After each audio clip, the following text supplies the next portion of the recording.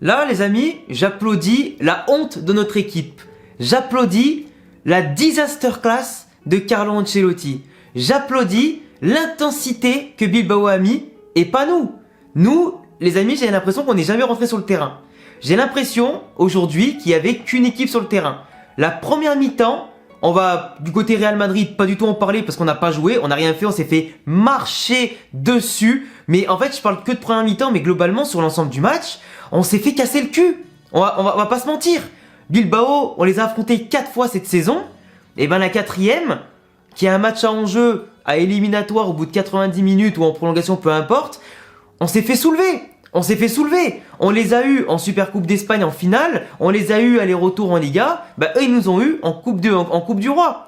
Une année où Séville se fait éliminer, où l'Atlético se fait éliminer et le Barça se font éliminer au même tour, où il restait là en demi-finale le Rayo, le FC Valence et le Betis Séville. Donc quand même 3 bonnes équipes, mais quand même c'est pas ceux que j'ai cités précédemment. Et là, t'avais l'occasion d'aller en demi-finale et peut-être commencer à te dire qu'on peut rêver de tripler cette saison au niveau national, Liga, Copa del Rey, Supercoupe d'Espagne. Bah non, parce que là, je suis désolé, on n'a rien montré. On n'a rien montré, autant les joueurs que l'entraîneur. Là, ça a été nul à chier du début jusqu'à la fin de tous les joueurs. Il n'y a que Thibaut Courtois qui peut se sauver parce que le pauvre, il a été mis en évidence par-ci par-là. Mais sur la seule frappe vraiment incroyable, il se la prend malheureusement. Mais là, pour le coup, je suis écœuré. Le débrief, je vous le dis, va pas durer 10 minutes comme d'habitude.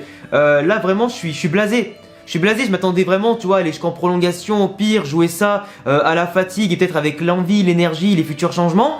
Bah mon cul. Là déjà, il y avait un problème dès le début du match. Carlo Ancelotti, frérot, je te respecte. T'as toujours fait des masterclass, tu nous as mis à un niveau stratosphérique cette saison. Mais là, je suis pas d'accord. Vinicius qui se tape avec le Brésil 2 matchs plus 20 000 km, j'exagère un petit peu en termes de kilomètres, on s'en fout, et qui joue titulaire là. Vinicius, il était, alors certes il a que 20 ans comme t'as dit en conférence de presse, et Rodrigo aussi, mais là, c'était n'importe quoi. Les deux ils couraient, ils étaient fatigués, aucune différence balle au pied, vitesse, rien. Ils étaient à la rue. Les 3 attaquants devant, ils étaient à la rue. Asensio, faux numéro 9. Mais pourquoi? À l'entraînement tu l'as pas travaillé ça. D'où tu mets Asensio faux numéro 9? Asensio sur un côté, c'est pas son poste parce qu'il a pas la vitesse qu'il avait avant sa blessure au genou pour percuter, pour dribbler, nanana.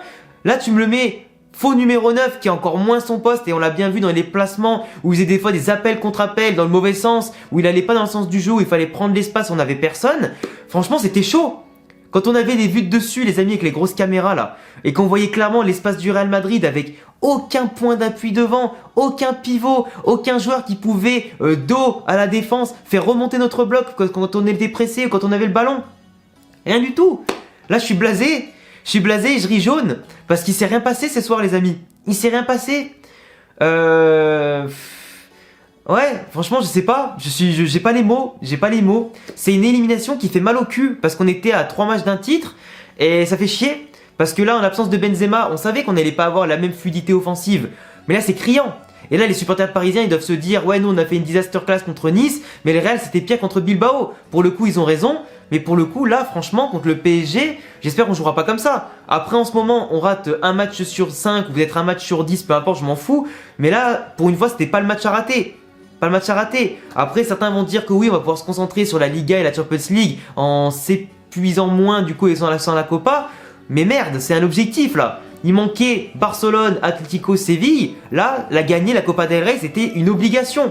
Encore plus quand t'as des joueurs qui reviennent de blessures qui étaient frais. Parce que même si Vinicius, Rodrigo et Casemiro et Militao, ils étaient avec le Brésil, entre-temps, t'avais quand même le milieu de terrain de base, donc Kroos, Modric, qui était frais. T'aurais pu mettre Camavinga au pire dès le début et Casemiro, tu le mettais après.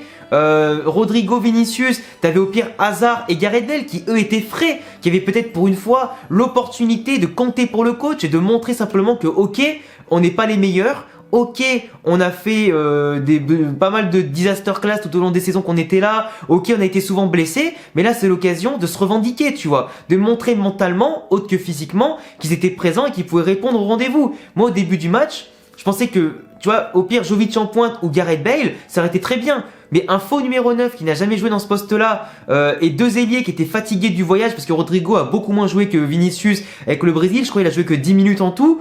Mais au final, avec les kilomètres, ça compte. C'est quand même une fatigue, tu vois. Là, pour le coup, la composition est pas bonne.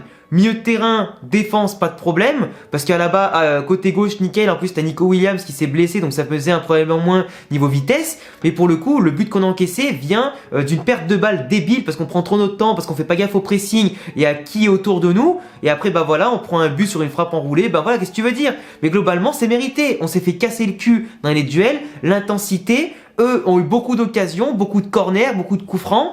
Nous, on a très peu tiré, en tout cas très peu de bonnes occasions. La seule grosse occasion qu'on a eue, c'est Casemiro qui rate avec son occasion sur le côté en deuxième mi-temps, qui aurait pu nous faire gagner et nous faire qualifier. Et sinon, le reste, on n'a rien produit. Donc, en termes d'intensité, de volonté, d'envie, d'impact, de création de jeu, de statistiques tout simplement, on méritait pas de gagner. Donc, bravo Bilbao, comme je vous ai applaudi au début du match. Eux ont eu envie d'aller plus loin, de gagner cette Copa, de se venger de 3 matchs d'affilée perdus contre nous, de 7 matchs où ils n'ont pas gagné contre nous à domicile sur l'ensemble des dernières saisons. Donc forcément, ils avaient à cœur de nous battre. Et voilà, pour moi, la meilleure équipe est passée. La meilleure équipe a gagné. C'est justifié. On vaut que dalle. Franchement, dans ces matchs-là, ça m'écœure. Quand on produit pas de jeu, on court pas, on joue pas pour le collègue. L'entraîneur aussi, il a des adjoints qui lui disent rien, aucun changement. Ça me saoule. Franchement, ça me saoule. Là, aujourd'hui, c'est tout ce que je déteste, les amis, du Real Madrid et de Carlo Ancelotti. Voilà. C'est tout ce que j'ai à vous dire. En espérant que ce week-end en Liga, on se reprenne et qu'on aille vraiment chercher au moins cette putain de Liga pour valider cette bonne année. La Copa del Rey, ça aurait pu être un joli bonus, un trophée qui est magnifique, qui nous fuit, on est maudit, on perd tout le temps en 8ème, en 16ème, en quart. T'es contre des équipes pourtant qui sont largement à notre portée, dans des moments où des fois nous on est en bonne spirale positive du résultat. Et voilà, pour moi c'est écœurant. C'est écœurant parce que, putain, c'est un titre quand même que tu dois gagner. Putain, mais c'est comme si en Ligue des Champions, devant toi, t'avais que des équipes que tu pouvais défoncer, que tous les favoris étaient éliminés et que tu vas pas la gagner quand même. Ça me frustre. Ça me frustre. Et je pense que là, tous les Madrilènes sont frustrés aussi, autant mes abonnés que les autres. Ouais. C'est pas une vidéo où je suis joyeux, c'est pas une vidéo où je construis bien mes propos parce que j'ai tellement de trucs à dire en même temps que j'ai pas trop envie de parler parce que voilà, ça me saoule. Mais voilà. Bravo à Bilbao. Bravo à Bilbao. Voilà, parce que la défense a été à chier, notre milieu de terrain aussi. Notre milieu de terrain aujourd'hui, c'est simple. Quand tu vois que Nacho en première mi-temps a touché 50 ballons et Kroos Modric en avait touché même pas 25, c'est pas normal. Ça montre qu'on était bouffé, dominé, aucune occupation du terrain, aucune occupation de l'espace. On n'avait aucun schéma tactique, on n'avait aucun jeu. Jovic, Hazard, Bale prouve bien aujourd'hui que Ancelotti ne compte pas pour eux et que les remplaçants pour lui, c'est de la merde. Donc faire tourner, ça sert à rien. Et voilà, c'est quand même dommage. Mais là, il envoie un très mauvais signal mentalement à l'effectif. Il envoie un très mauvais signal aussi moralement à l'effectif et on va dire les unités B et remplaçants. Et c'est quand même dommage, en espérant que tout le monde passera au-dessus de cet échec-là, se ressoudra comme il faut en termes de solidarité pour aller chercher la victoire en Liga et pourquoi pas aller le plus loin possible en Ligue des Champions. En espérant que contre le PSG, etc., on montre un meilleur visage. Parce que si on joue comme ça, on va s'écrouler. Et là, c'est pas une question de fatigue, parce qu'il y avait que les Sud-Américains qui étaient vraiment allés jouer partie des matchs à l'autre bout de la planète.